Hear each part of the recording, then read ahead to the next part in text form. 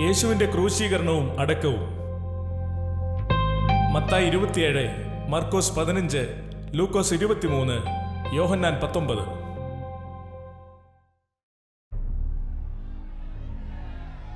അവനെ കൊണ്ടുപോകുമ്പോൾ വയലിൽ നിന്ന് വരുന്ന ശിമോൻ എന്ന ഒരു കുറേനക്കാരനെ അവർ പിടിച്ചു, ക്രൂശ് ചുമപ്പിച്ചു യേശുവിന്റെ പിന്നാലെ നടക്കുമാറാക്കി.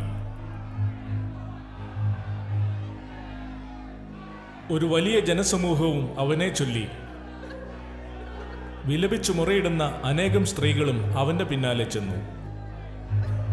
യേശു തിരിഞ്ഞ് അവരെ നോക്കി, യെരൂശലേം പുത്രിമാരെ, എന്നെ ചൊല്ലിക്കരയേണ്ട, നിങ്ങളെയും നിങ്ങളുടെ മക്കളെയും ചൊല്ലിക്കരയുവിൻ. മച്ചികളും പ്രസവിക്കാത്ത ഉദരങ്ങളും കുടിപ്പിക്കാത്ത മുലകളും ഭാഗ്യമുള്ളവ എന്നു പറയുന്ന കാലം വരുന്നു.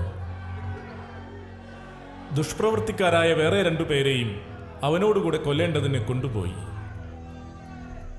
തലയോടിടം എന്നർത്ഥമുള്ള ഗോൽഗോഥ എന്ന സ്ഥലത്ത് എത്തിയപ്പോൾ അവന് കയ്പ് കലക്കിയ വീഞ്ഞ് കുടിക്കുവാൻ കൊടുത്തു.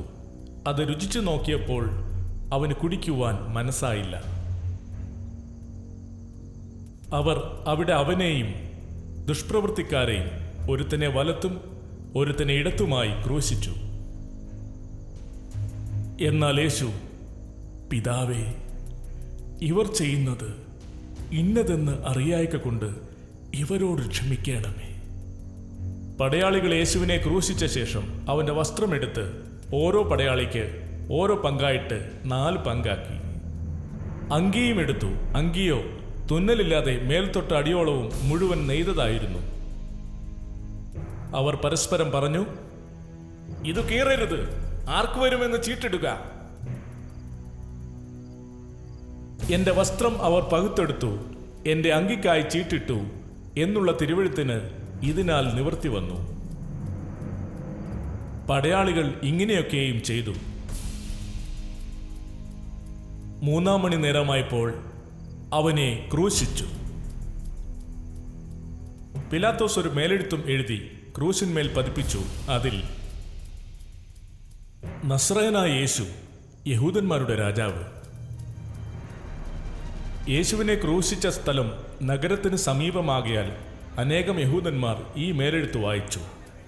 അത് എബ്രായ, റോമ, യവന ഭാഷകളിൽ എഴുതിയിരുന്നു. ആകയാൽ യഹൂദന്മാരുടെ മഹാപുരോഹിതന്മാർ പിലാത്തോസിനോട്, യഹൂദന്മാരുടെ രാജാവ് എന്നല്ല, ഞാൻ യഹൂദന്മാരുടെ രാജാവ് എന്ന് അവൻ പറഞ്ഞു എന്നത്ര എഴുതേണ്ടത്. അതിന് പീലാത്തോസ്, ഞാൻ എഴുതിയത് എഴുതി. കടന്നുപോകുന്നവർ തലകുലുക്കിക്കൊണ്ട് പറഞ്ഞു, മന്ദിരം പൊളിച്ച് 3 നാൾ കൊണ്ട് പണിയുന്നവനെ, നിന്നെ തന്നെ രക്ഷിച്ച് ക്രൂശിൽ നിന്ന് ഇറങ്ങി വാ. അങ്ങനെ തന്നെ മഹാപുരോഹിതന്മാരും മൂപ്പന്മാരും അവനെ പരിഹസിച്ചു. ഇവൻ മറ്റുള്ളവരെ രക്ഷിച്ചു, തന്നെത്താൻ രക്ഷിക്കുവാൻ വയ്യ. നാം കണ്ടു വിശ്വസിക്കേണ്ടതിന് ക്രിസ്തുവെന്ന ഇസ്രായേൽ രാജാവ് ഇപ്പോൾ ക്രൂശിൽ നിന്നും ഇറങ്ങി വരട്ടെ. അവനോടുകൂടെ ക്രൂശിക്കപ്പെട്ടവരും അവനെ പഴിച്ചു പറഞ്ഞു. തൂക്കിയ ദുഷ്പ്രവർത്തിക്കാരിൽ ഒരുത്തൻ ഇപ്രകാരം അവനെ നിന്ദിച്ചു, നീ ക്രിസ്തു അല്ലയോ? നിന്നെ തന്നെയും ഞങ്ങളെയും രക്ഷിക്കുക. മറ്റവനോ അവനെ ശാസിച്ചു, സമശിക്ഷാവിധിയിലായിട്ടും നീ ദൈവത്തെ ഭയപ്പെടുന്നില്ലയോ? നാമോ ന്യായമായ ശിക്ഷ അനുഭവിക്കുന്നു. നാം പ്രവർത്തിച്ചതിന് യോഗ്യമായല്ലോ കിട്ടുന്നത്. ഇവനോ അരുതാത്തതൊന്നും ചെയ്തിട്ടില്ല. പിന്നെ അവൻ, യേശു, നീ രാജ്യത്വം പ്രാപിച്ച് വരുമ്പോൾ എന്നെ ഓർത്തുകൊള്ളണമേ. യേശു അവനോട്, ഞാൻ നിന്നോട് പറയുന്നു, ഇന്നു നീ എന്നോട് കൂടെ പറുദീസയിലിരിക്കും. യേശുവിന്റെ ക്രൂശിനരികെ അവന്റെ അമ്മയും അമ്മയുടെ സഹോദരിയും ക്ലെയോപ്പാവിന്റെ ഭാര്യ മറിയയും മഗ്ദലക്കാരി മറിയയും നിന്നിരുന്നു.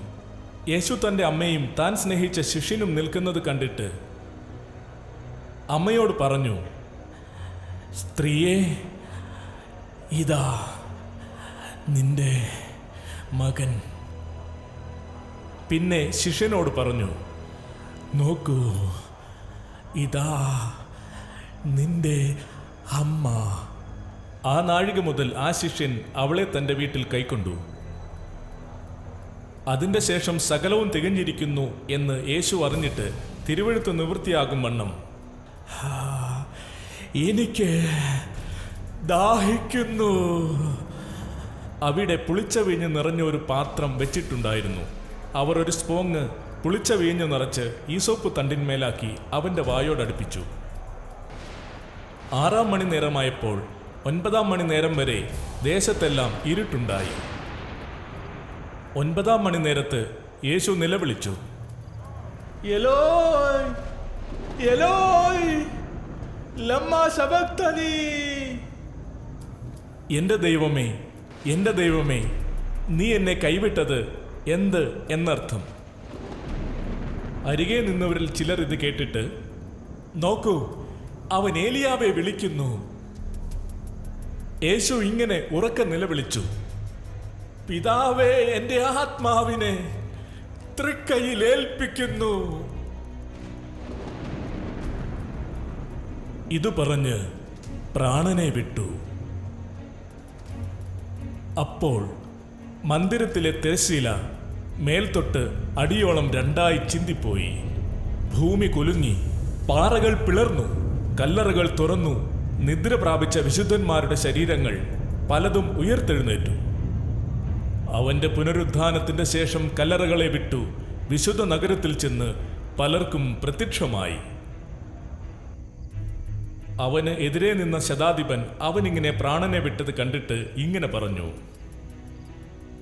ഈ മനുഷ്യൻ ദൈവപുത്രനായിരുന്നു, സത്യം. സ്ത്രീകളും ദൂരത്തുനിന്ന് നോക്കിക്കൊണ്ടിരുന്നു. അവരിൽ മഗ്ദലാക്കാരി മറിയയും ചെറിയ യാക്കോബിന്റെയും യോസയുടെയും അമ്മ മറിയയും സലോമയും ഉണ്ടായിരുന്നു. അവൻ ഗലീലായിൽ ഇരിക്കുമ്പോൾ അവർ അവനെ അനുഗമിച്ചും ശുശ്രൂഷിച്ചും പോന്നു. അവനോടുകൂടി യെരുശലേമിലേക്ക് വന്ന മറ്റു സ്ത്രീകളും ഉണ്ടായിരുന്നു. അന്ന് ഒരുക്കനാളും ആ ശബ്ബത്ത് നാൾ വലിയതും ആയതുകൊണ്ട് ശരീരങ്ങൾ ശബ്ബത്തിൽ ക്രൂശിന്മേൽ ഇരിക്കരുത് എന്നുവെച്ച്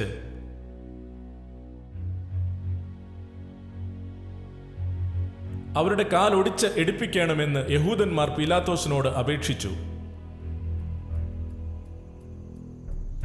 ആകയാൽ പടയാളികൾ വന്ന് ഒന്നാമത്തവന്റെയും അവനോടുകൂടെ ക്രൂശിക്കപ്പെട്ട മറ്റവന്റെയും കാലൊടിച്ചു.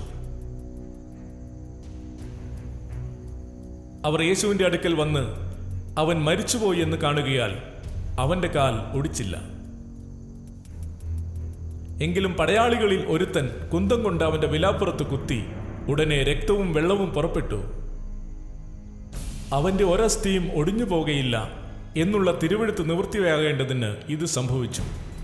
അവർ കുത്തിയവങ്കലേക്ക് നോക്കും എന്ന് മറ്റൊരു തിരുവെഴുത്തും പറയുന്നു.